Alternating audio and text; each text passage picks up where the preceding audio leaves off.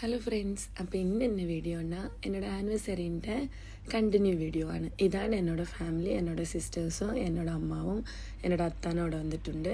അപ്പം എന്നെ ஃபேமிலியை பார்க்காதவன்னு சொன்னவங்க பார்த்துக்கோங்க. ஏன்னா நிறைய பேர் சொன்னது என்னோட ஃபேமிலிஸை பார்த்துட்டில்ல அப்படின்னு. அப்போ அவங்க என் கூட 3 நாள் என் வீட்டில் தான் இருந்தாங்க.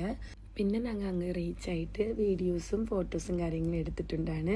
കുറേ നേരം കറങ്ങി എനിക്ക് ഇപ്പോൾ വரைக்கும் കറങ്ങറിയില്ലാണ് ഗൈസ്. എന്തുകൊണ്ടാണ് അറിയില്ല. ഏട്ടനെ കുറേ പഠിച്ചു തന്നിട്ട് അത് ഇന്നുവരെയ്ക്കും എനിക്കത് ശരിയായിട്ടില്ല.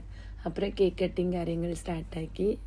ഞാൻ പറഞ്ഞിട്ടുണ്ടല്ലേ മുന്നേ വീഡിയോയിൽ എന്നോട് സിസ്റ്ററുടെ പൊണ്ണുക്കും അണ്ണാണ് ബർത്ത്ഡേ. അപ്പം ഞങ്ങൾ അവൾക്കൊരു കേക്ക് കട്ടിങ് അങ്ങ് സെറ്റാക്കിയിട്ടുണ്ട്. അപ്പം അതും നല്ലപോലെ മുടിഞ്ചാണ്. പിന്നെ കുറച്ച് ഗിഫ്റ്റും കാര്യങ്ങളും ചെയ്തിട്ടുണ്ടാണ്.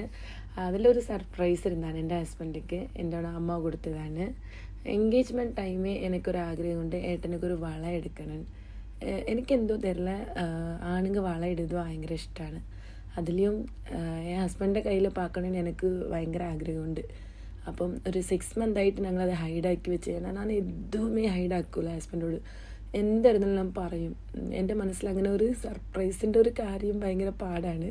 ഞാൻ പറഞ്ഞിട്ടും ഏട്ടനോട്. എന്നാൽ ഈ ഒരു കാര്യം ഞാൻ കഷ്ടപ്പെട്ട് പിടിച്ചു വെച്ചിരുന്നതാണ് പറയാതെ.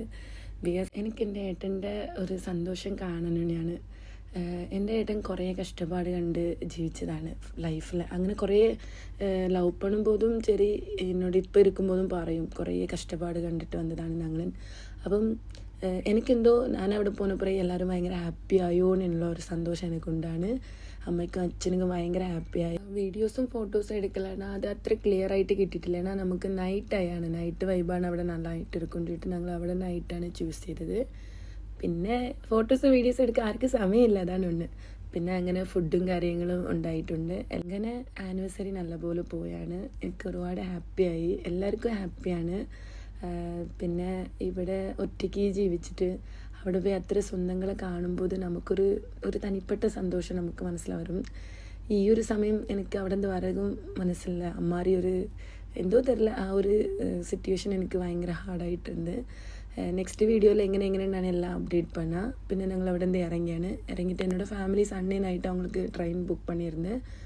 എന്നാൽ കുട്ടികൾക്ക് സ്കൂളും കാര്യങ്ങളും ഇരുന്നത് അതുകൊണ്ട് ഞങ്ങൾ ജസ്റ്റ് അവിടെയുള്ള ലുലു മാൾ പോയിട്ട് എൻ്റെ വീട്ടുകാരനെ കുറച്ച് സാധനങ്ങളും കാര്യങ്ങളും അത്ര സമയം സ്പെൻഡ് ചെയ്യാൻ പറ്റില്ല. ഭയങ്കര ബിസിയാണത് കൊണ്ട് എനിക്ക് കുറച്ച് സമയമേ കിട്ടി എൻ്റെ ഫാമിലിയോട് സ്പെൻഡ് பண்ணுறதுக்கு. ഒരു ചെറിയ മിസ്സിങ് കൊണ്ടാണ് அவங்க கூட நான் കുറച്ച് സമയം സ്പെൻഡ് பண்ண மாதிரி. അപ്പം നെക്സ്റ്റ് ടൈം അത് ഞാൻ அவங்க கூட കുറേ ടൈം സ്പെൻഡ് பண்ணணும்னு நான் വിചാരിക്കുകയാണ്. അപ്പം അത്രയും ഗൈസ് ഇന്നത്തെ വീഡിയോ. ബൈ.